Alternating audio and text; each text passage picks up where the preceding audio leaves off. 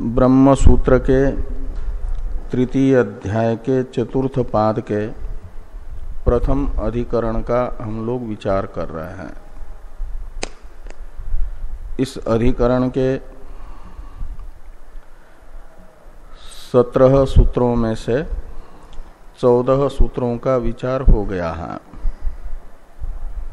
15वें सूत्र का विचार आज होना है।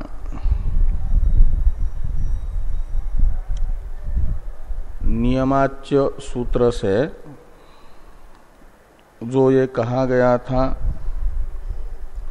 विद्या ब्रह्मांग होगी करके पूर्व पक्षी के द्वारा ये कहा गया था 7वें सूत्र में। कुर्वन्नेवेह कर्माणि इत्यादि नियम विधि ब्रह्म ज्ञान को कर्मांग बता रही है, ये पूर्व पक्षी ने कहा था। उसका निराकरण यहाँ पर 2 सूत्रों से 2 प्रकार से किया गया। ये तो बताया गया कि नियमाच्य इस सूत्र से जो बताया गया वह न अविशेषात् से कहा गया कि वहाँ ब्रह्मज्ञानी को मात्र अधिकारी बना करके कर्म का विधान न होने से ये नहीं कहा जा सकता कि ब्रह्म विद्या कर्मांग है, न अविशेषात् से ये कहा। और यदि प्रकरण के आधार पर ब्रह्मज्ञानी अधिकारिक ही कुर्वन्नेवेह कर्माणि इस नियम विधि को मानते हैं तो उस पक्ष में कहा गया स्तुतये अनुमतिर्वा कि ब्रह्मज्ञानी को कर्म की अनुमति श्रुति इस अभिप्राय से दे रही है कि कर्म करने वाले ब्रह्मज्ञानी का अनुष्ठित कर्म जन्मारंभक नहीं होता। ये ज्ञापन करके ब्रह्मज्ञान का महात्म्य प्रकट करना चाहती है श्रुति। अज्ञानी के द्वारा अनुष्ठित कर्म अज्ञानी के जन्म का आरंभक बनता है और ज्ञानी के द्वारा अनुष्ठित कर्म ज्ञानी के जन्म का आरंभक नहीं बनता। इस वैलक्षण्य का प्रयोजक क्या है? तो ज्ञान। ये ज्ञान का महात्म्य है कि अज्ञानी को बंधन प्रदान करने वाला कर्म भी ज्ञानी को बंधन प्रदान नहीं कर सकता। इस प्रकार ज्ञान की स्तुति के लिए ज्ञानी यदि कर्म करता हुआ जीवन बिता भी दे तो भी उसे ज्ञान से प्राप्त जो ब्रह्म भाव है उससे अतिरिक्त संसारी भाव की प्राप्ति कर्म नहीं कराता, नहीं होती। ये तो अन्यथा नास्ति से बताया गया। जन्म का आरंभक ज्ञानी के कर्म नहीं बनता। इस प्रकार ये ज्ञान का महात्म्य कुर्वन्नेवेह कर्माणि जिजी विशेष्यतम समा इस नियम से प्रतिपादित हो रहा है। तुल्यंतु दर्शनम इससे अब काम कारेण चैके ये जो सूत्र है 15वां, इससे ये बताया जा रहा है कि जिस कारण से ब्रह्मज्ञानी स्वेच्छा से ही ब्रह्मज्ञानी क्या, ब्रह्म जिज्ञासु भी ब्रह्म ज्ञान के अधिकार प्रयोजक साधन चतुष्टय से संपन्न हुए, यानी ज्ञान की 7 भूमिका में से प्रथम भूमिका रूढ़ हुए साधक ब्रह्मज्ञानी भी, ज्ञान की भूमिका में से प्रथम भूमिका रूढ़ हुए ब्रह्मज्ञानी भी स्वेच्छा से कर्म त्याग करते हैं। शास्त्र कितने भी उन्हें प्रेरित करें वह कर्म में प्रवृत्त नहीं होता। इससे भी ज्ञापित होता है, तो जब ब्रह्म ज्ञान का अंतरंग साधन अनुष्ठान का अधिकार प्राप्त होता है तो भी अधिकारी स्वेच्छा से बाह्य साधनों का त्याग करता है और बाह्य साधन रूप कर्म का त्याग करने के पश्चात होने वाला जो ब्रह्म ज्ञान वह कर्म का अंग नहीं बन पाएगा। इसे काम कार्येण चैके इससे कहा जा रहा है। भाष्य में टीका में इसका अवतरण है कि स्वेच्छातः कर्म साधन प्रजादि त्याग लिंगाच्च विद्या स्वतंत्र फला इति आह कामेति। तो कहते हैं कि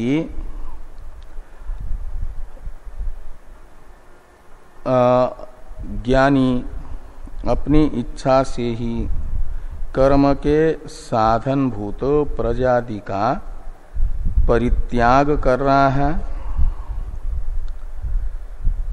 यह कर्म साधन प्रजादि का त्याग ये ज्ञापक है, विद्या स्वतंत्र फलवती है इस सिद्धांत का ज्ञापक लिंग बन जाता है। यह इस अभिप्राय से काम कार्येण ये सूत्र आ रहा है। काम कार्येण चैके, काम कार्येण चैके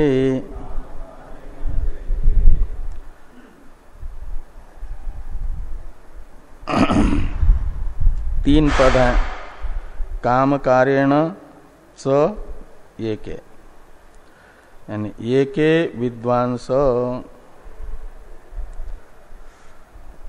तो कुछ ज्ञानी, एके विद्वांस यानी पूर्व जो ज्ञानी हुए हैं, पूर्वे विद्वांस श्रुति में कहा गया, उनको यहाँ एके शब्द से लेना। एक ये सर्वनाम है, सर्वनाम होता है बुद्धिस्थ अर्थ का भी परामर्शक। व्यास जी के काम कार्येण चय के इस सूत्र का निर्माण करते समय बुद्धि में वे लोग हैं जिन्होंने लोकत्रय के प्रापक प्रजादि साधनों में स्वयं का जो फल है, प्रयोजन है, वह न देख करके परित्याग किया है। ऐसे पूर्व मुमुक्षुजन ज्ञान की प्रथम भूमिका में ठीक से जो आरूढ़ हुए हैं, वे लोग एके शब्द का प्रयोग करते समय व्यास जी के बुद्धिस्थ हैं। इसलिए एके शब्द से व्यास जी के बुद्धिस्थ जो अपना प्रयोजन प्रजादि साधनों में न देख करके प्रजादि साधनों का परित्याग करने वाले पूर्व मुमुक्षु जन हैं, वे हैं विवेकी जन। और उन्होंने क्या किया, ये के काम कार्यण का अर्थ है स्वेच्छातः, अपनी इच्छा से। कर्म साधन भूता साधन भूत प्रजादिन त्यक्तवंत, ऐसे ऊपर से जोड़ देना त्यक्तवंत।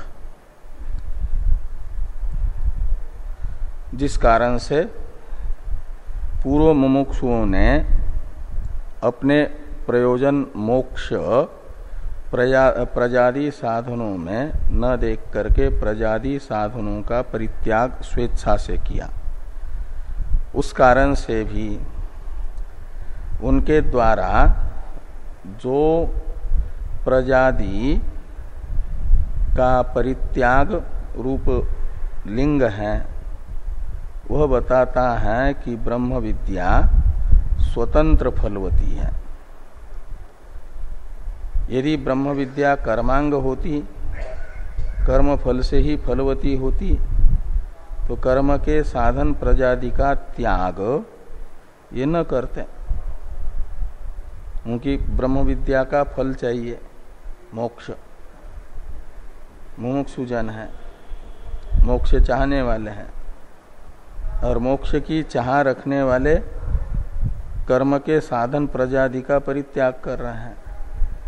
इससे ज्ञापित होता है कि ब्रह्म विद्या कर्म फल से ही फलवती नहीं, अपितु कर्म त्यागने के पश्चात श्रवणादि के फल स्वरूप प्राप्त होने वाली ब्रह्म विद्या स्वतंत्र ही समूल अध्यास की निवर्तक बन करके स्वरूप अवस्थान रूप मोक्ष की संपादिका बन जाती है। इस अभिप्राय से ये सूत्र लिखा गया काम कार्येण चैके। इसी प्रकार का अर्थ भगवान भाष्यकार बता रहे हैं। अपि चैके विद्वांस प्रत्यक्षीकृत विद्या फला संत तद अवष्टंभात फलांतर साधनेषु प्रजादिषु प्रयोजना भावम परामृश्यन्ति।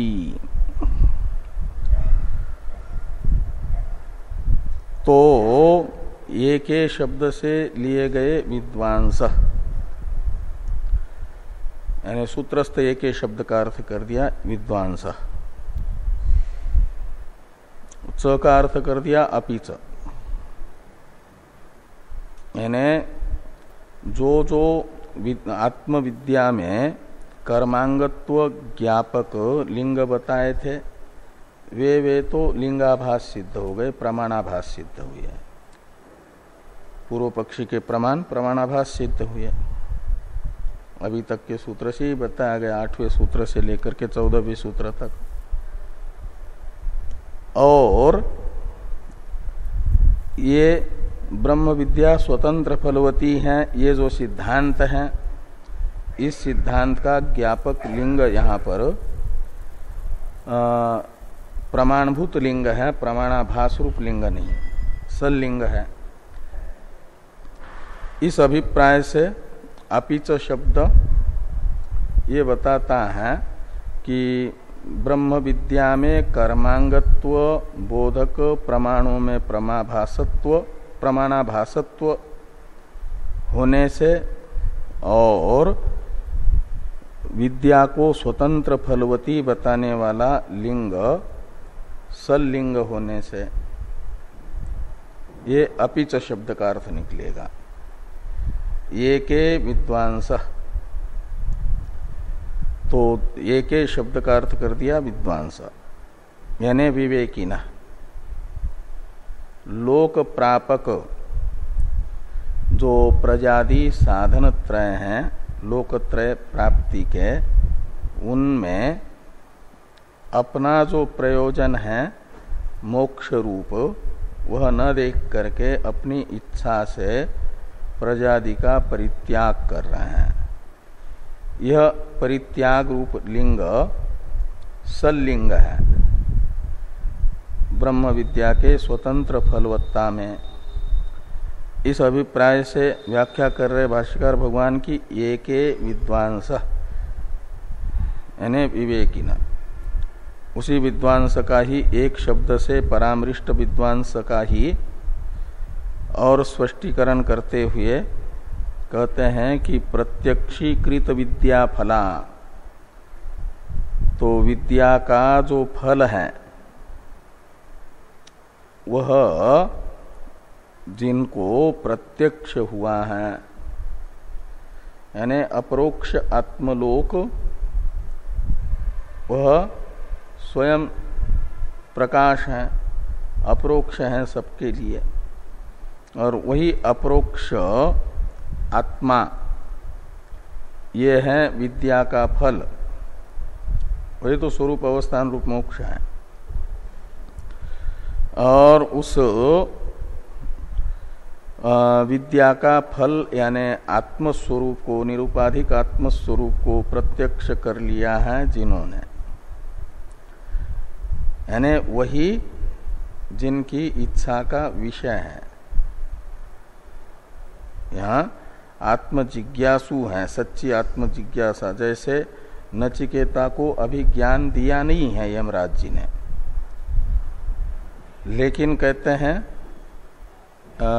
याम त्वम आप सत्य धृतिर बतासी नैसा तर्के न मतिरापने, या इस मंत्र में, ये तो अभी नचिकेता का प्रशंसक मंत्र है, और उसमें नचिकेता को यमराज जी कहते हैं कि वह मति यानी ज्ञान केवल तर्क से प्राप्त नहीं होता, जो तुमने मेरे से प्राप्त किया है। याम त्वम आप का ये लिट लकार का रूप है, अर्थ है प्राप्त किया। जिस मति को तुमने मेरे से प्राप्त किया है, मति यानी विद्या, वह विद्या केवल तर्क से प्राप्त नहीं होती। तो याम तुम आप, यहां पर तुमने प्राप्त किया, ये जो प्रयोग किया जा रहा है, अभी तो नचिकेता को उपदेश ही नहीं किया, न जायते म्रियते वा विपश्चित इत्यादि आत्मज्ञान का, और वहां पर कह रहे कि याम तुम आप। इससे ये निकलता है कि निश्चित अधिकारी देख रहे हैं, उसे प्राप्त होने ही वाली है। यमराज जी ने अपने अंदर ये निश्चित कर लिया है कि मेरे पास विद्यमान जो ब्रह्म विद्या है वह नचिकेता प्राप्त करने ही वाला है, उसे देनी ही पड़ेगी, क्योंकि अधिकारी है। ये निश्चय यमराज जी का है नचिकेता के लिए, इसलिए कहते हैं याम त्वम आप।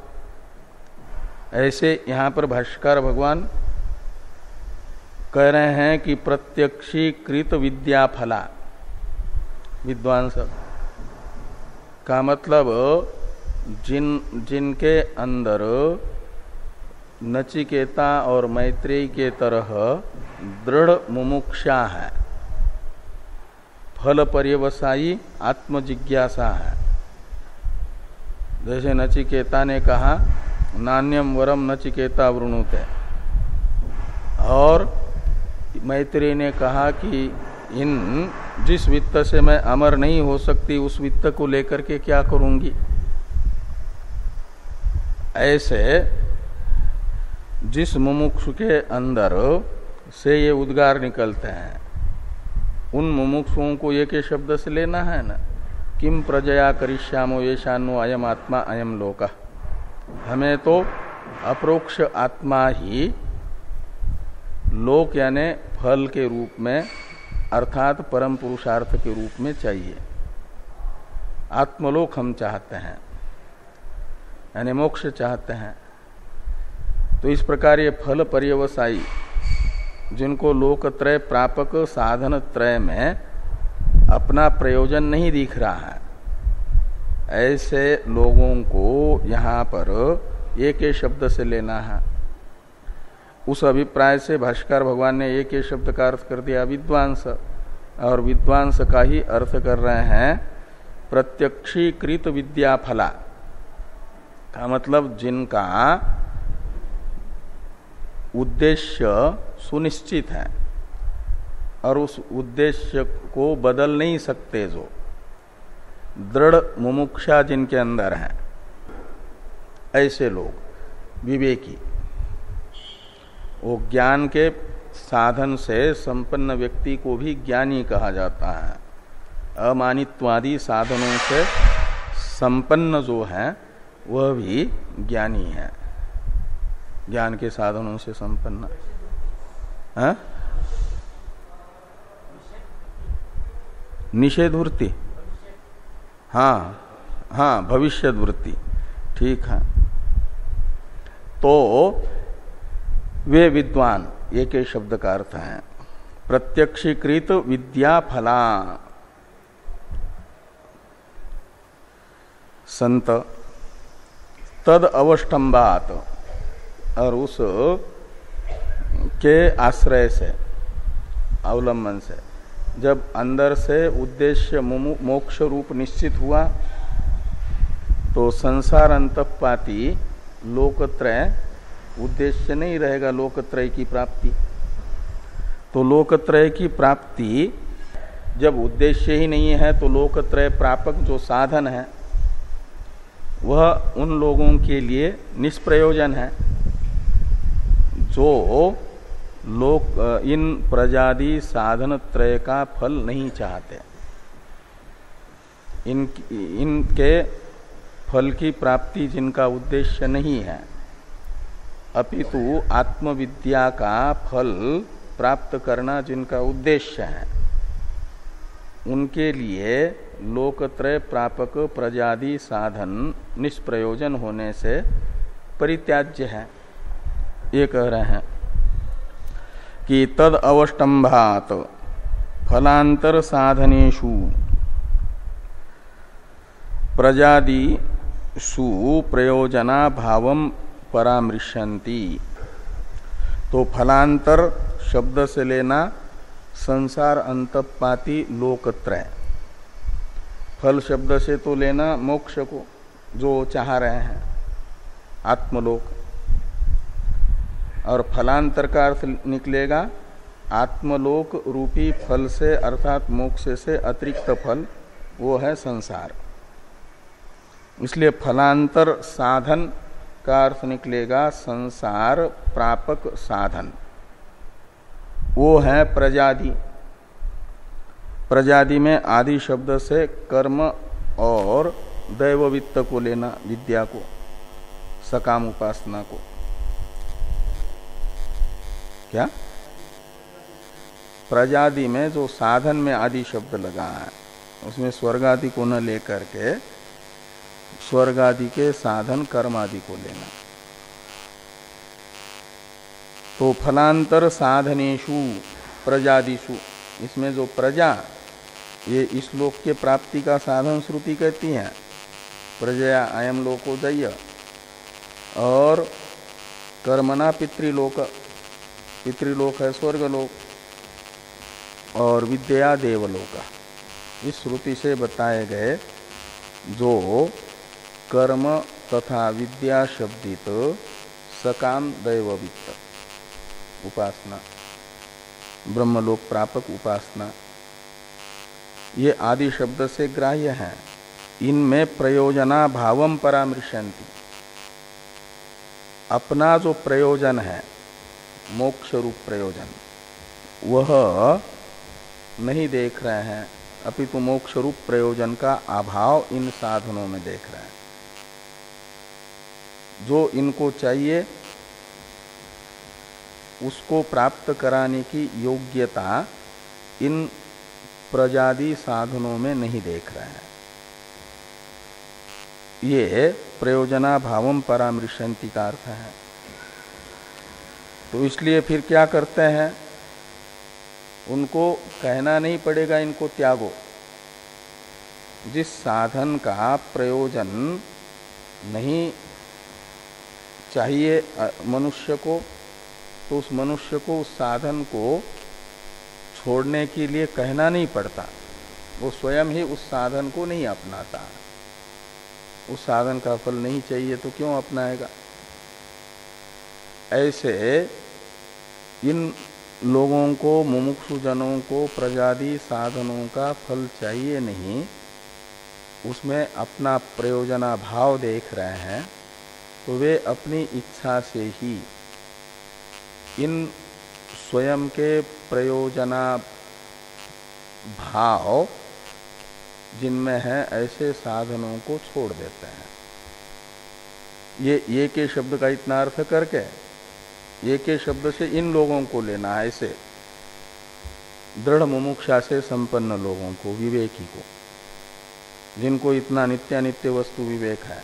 प्रजादि साधनांतर से प्राप्त होता है संसार ही, और हमें संसार नहीं चाहिए, मोक्ष चाहिए, और वह मोक्ष रूप प्रयोजन प्रदान करने का सामर्थ्य प्रजादि में नहीं है।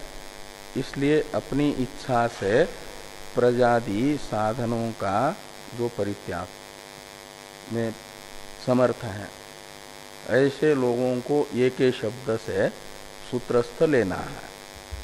इसलिए ये के शब्द वो परामृशंति का कर्ता वही ये के है। और काम कार्येण इसका अर्थ कर रहे हैं। अब ये के शब्द से ग्राह्य अधिकारी को बता दिया।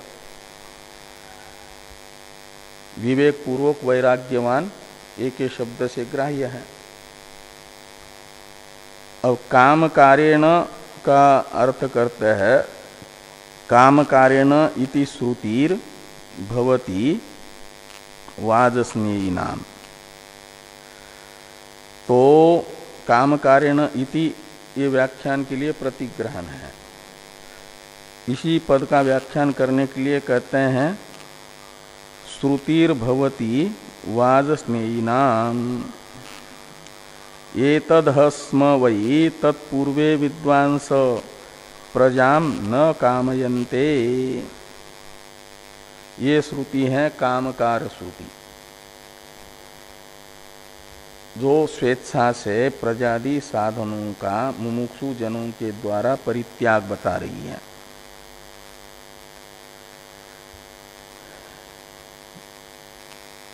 तो ये तदहस्म वै तत्पूर्वे विद्वांस प्रजाम न कामयन्ते किम प्रजया करिष्यामो येषानो अयम आत्मा अयन लोक इति। यहाँ कहते हैं कि पूर्वे विद्वांस, श्रुति में पूर्वे विद्वांस शब्द का प्रयोग जिन विवेक पूर्वक वैराग्यवान व्यक्तियों के लिए आया, उन्हीं को सूत्रस्थ एक के शब्द से लिया है। सूत्र में वेद व्यास जी ने प्रयोग इन्हीं पूर्वे विद्वांस का ग्रहण करने के लिए किया है। तो विद्वांस का कर्म है तद एतत। तो तत् एतत् ये दोनों सर्वनाम है। सर्वनाम स्वभावतः अपने प्रकृत अर्थ के परामर्शक होते हैं अपने स्वभाव के अनुसार, और प्रकृत हैं ब्रह्म। अथनु इतिनु कामयमान अथ अब अकामयमान, वहाँ से अथ अकामयमान ये हैं चौथे अध्याय के चौथे ब्राह्मण की छठी कंडिका के बीच में आया हुआ वाक्य। वह ज्ञान का प्रकरण है, ब्रह्म ज्ञान का प्रकरण है। इसलिए प्रकृत जो ब्रह्म उसके परामर्शक बनेंगे ये तत् तत्, ये दोनों शब्द सर्वनाम। और इस ब्रह्म को कैसा जानते हैं? तो पूर्वे विद्वांस का विशेषण है येषाम नो अयम आत्मा यानी ऐसा अन्वय करना, ऐसा जान रहे वे एतत् तद एतत् येषाम नो अयम आत्मा इति विद्वांस, ऐसा अन्वय करना। ये जो प्रकृत ब्रह्म है तद एतत् शब्द से ग्राह्य, वही अयम आत्मा, इसमें अयम शब्द अपरोक्ष के लिए है। तो आत्मा अपरोक्ष है, साक्षात अपरोक्ष है। तो जो अपरोक्ष आत्मा है, ये शाम यानी जिन हम लोगों के लिए, नह का अर्थ है अस्माकम, तो ये शाम नह यानी ये शाम अस्माकम तद एतद ब्रह्म अयम आत्मा, यानी अपरोक्ष आत्मा है, प्रत्येक अभिन्न ब्रह्म है। इति विद्वांस, ऐसा जानने वाले, ऐसा विवेक रखने वाले, यानी उन्हें मालूम है कि मोक्ष का साधन प्रत्येक अभिन्न ब्रह्मबोध है। हम जो चाहते हैं मोक्ष, वह प्रत्येक अभिन्न ब्रह्मबोध से ही होता है और प्रजादि साधनांतर से नहीं होता, ऐसा उन्हें निश्चय है। इति विद्वांस यानी ऐसा निश्चय जिनका है। ज्ञानादेव तु कैवल्यम, और न धने न त्यागे न, क्या पूरा क्या आता है, न प्रजया